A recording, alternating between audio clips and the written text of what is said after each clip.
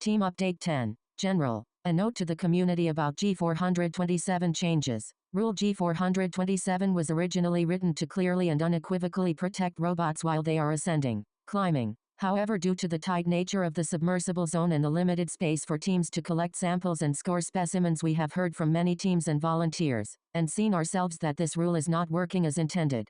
Because of this, we are modifying the wording of G427 and adding an additional exception. For the original G427, many teams who were genuinely just trying to continue to collect samples and score specimens and were not interfering with ascending robots were penalized due to incidental contact, and we realized and were uncomfortable with the potential to attempt to gain benefit from forcing opponents to violate G427, which forces referees into the less comfortable, and less predictable, situation of having to rule on robot intent in regards to potential G210 violation. The addition of exception B to G427 is intended to further define a condition where we believe a robot is unlikely to be attempting to ascend and therefore does not need G427 protections. This exception will allow robots which wish to continue to collect samples and score specimens to continue doing those things in the last 30 seconds with lower risk of accidentally incurring G427 penalties. Devalue strategies aimed at attempting to force a G427 violation, and reduce the number of subjective calls our referees are asked to make.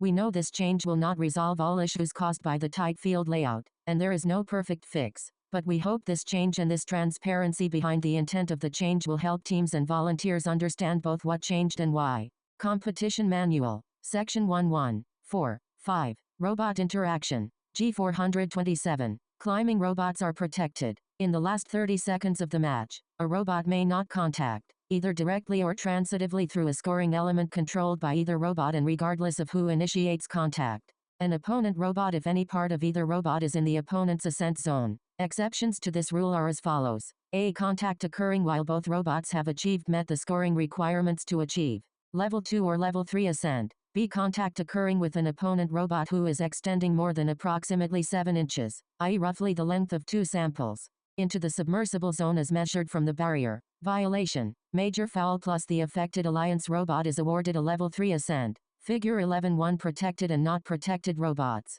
The intent of Exception A is that teams should be aware that the submersible zone is a constrained space and robots swinging during their ascent may contact each other, and teams should design their robots to be resilient to incidental contact. The intent of Exception B is to allow minor extensions into the submersible zone while attempting to ascend, while also allowing incidental contact between longer mechanisms. Figure 11.2 Examples of contact resulting in no violation to either robot. Figure 11.3 Examples of contact resulting in violations to offending robot. Robots that are attempting to play defense within the submersible zone or the ascent zones during the last 30 seconds of the match are likely to incur penalty.